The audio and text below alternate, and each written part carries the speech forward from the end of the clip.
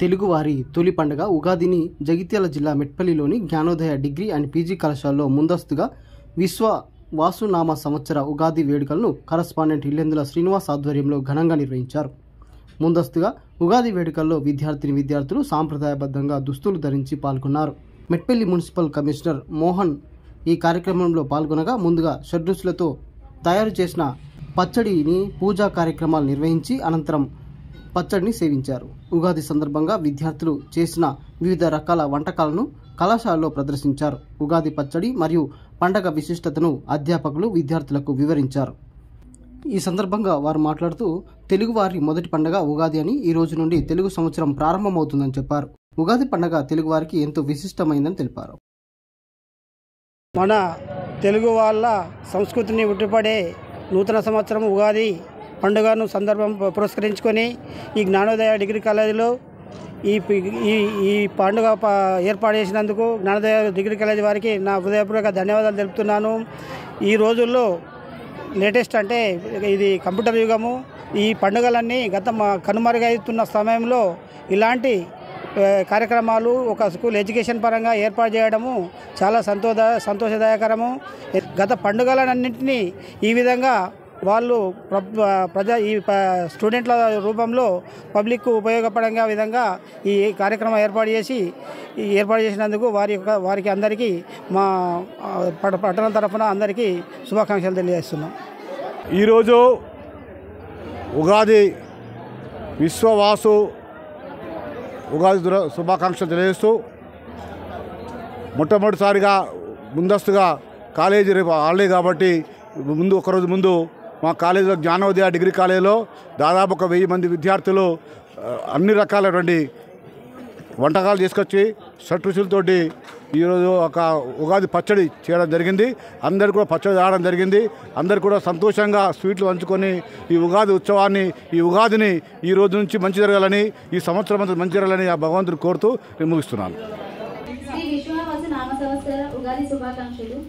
తెలుగువారి పండుగ అనగానే ఉగాది పండుగ మనకి మొదటగా గుర్తు వస్తుంది. అయితే ఈ ఉగాది పండుగను మనం నూతన సంవత్సరంగా జరుపుకోవడం అనేది జరుగుతుంది. చైత్ర శుద్ధ పాడమి రోజు జరుపుకునే ఈ పర్వదినానికి ఎంతో విశిష్టత ఉంది. ఫస్ట్ ఆఫ్ ఆల్ మనకు ఉగాది అనగానే మొదటిగా గుర్తుకు వచ్చే వంటకం ఉగాది పచ్చడి. ఆ ఉగాది పచ్చడి ఎన్నో షడ్రుచుల సమ్మేళనంగా కలిగిన ఉగాది పచ్చడి ఎన్నో అనుభవాలను భావాలను వ్యక్తపరుస్తుంది. మన జీవితంలో ఉండే ఎన్నో అనుభవాలను కలిగి ఈ ఉగాది పచ్చడి అనేది ఉంటుంది. మనకు ఉగాది పండుగ ఎందుకు జరుపుకుంటామో ఇందులో కొంతమందికి తెలియదు కావచ్చు అనుకుంటున్నాను నేను. ఉగాది అనేది మనకు రీసెంట్ గా ఉగాది అని పిలుచుకోవడం జరుగుతుంది. మన నాటి కాలం నుంచి చూస్తే దాన్ని యుగాది అంటారు. యుగాది అంటే యుగం, ఆది అని అర్థం. యుగం అంటే కాలము, ఆది అంటే ప్రారంభం అని అర్థం. మనకు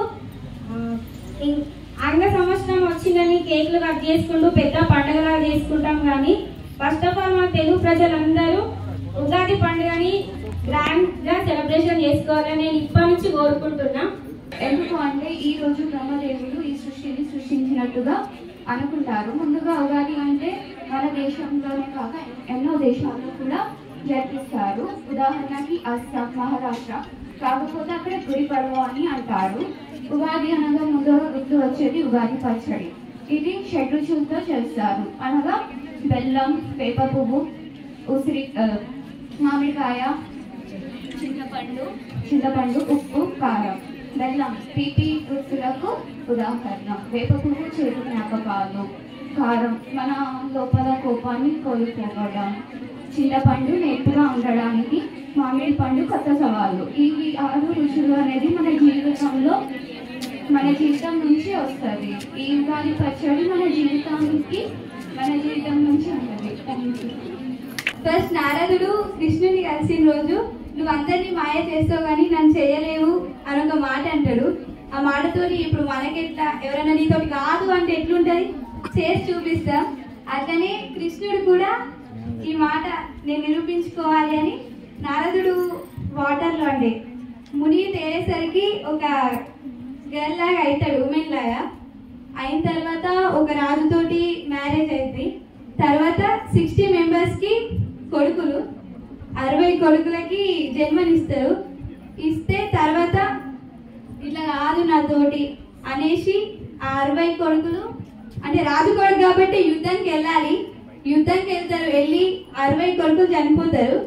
చనిపోయిన తర్వాత నారదుడు మళ్ళీ నారదులా మారిపోతాడు కన్య రూపం నుండి.